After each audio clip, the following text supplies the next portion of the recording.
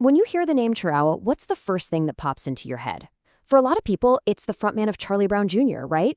The aggressive energy, the public fights, just this raw, unfiltered voice for a whole generation. But, that's really only scratching the surface.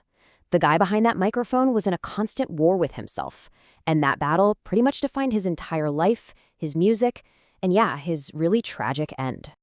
And this is what's so fascinating. It's like he was two completely different people. On one hand, you've got the rebel, confrontational, aggressive, totally explosive. That's the Chorón everyone saw. But behind all that armor was the poet, incredibly sensitive, lonely, and, believe it or not, deeply loving.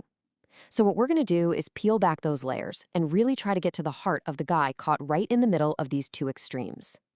All right, so let's start with the guy everybody thought they knew, the rebel. His whole philosophy was pretty simple, straight from the streets. In a fight, if you don't hit, you get hit. And that wasn't just a cool lyric, man. That was how he lived his life, especially in the cutthroat world of rock and roll. And he'd tell you himself, straight up. Anytime he got aggressive, he saw it as defending himself. If he felt disrespected, that was a threat, and he was going to react. Look, this attitude made him a hero to some and a total PR nightmare to others, but you can't say it wasn't real. It was 100% him. And his reputation? Oh, it wasn't built on rumors. Not at all. It was built on stuff everyone saw. We're talking about the infamous headbutt he gave Marcelo Camelo from Los Hermanos at an airport. Public screaming matches with guys like Joan Gordo. He even got into fistfights with his own bandmates on stage. The guy was a live wire, seriously. You never knew what was going to set him off. So, to really get where this is all coming from, you have to understand this identity he built for himself, the marginal Alamito, which translates to something like the winged marginal. Now, for him, this wasn't about being a criminal.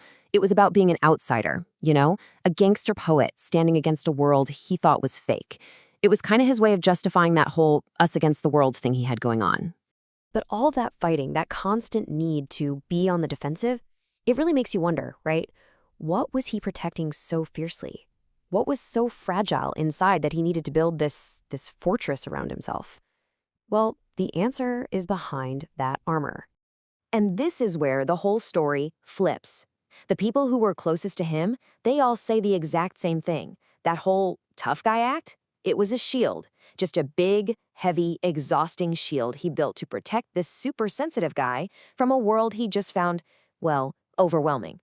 His great love, his ex-wife, Graziella, she said it perfectly. He actually worked at having this bad guy reputation. But she was clear. It was all a defense. Behind it was a man who felt everything so, so deeply.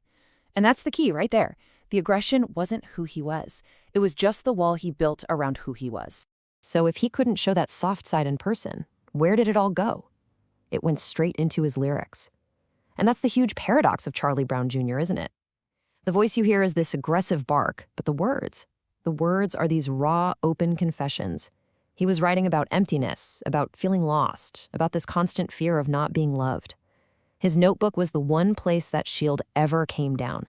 I mean, just think about his most massive hits.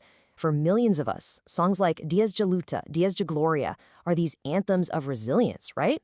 But for Chorão, they were deeply personal. They were like mantras he wrote for himself.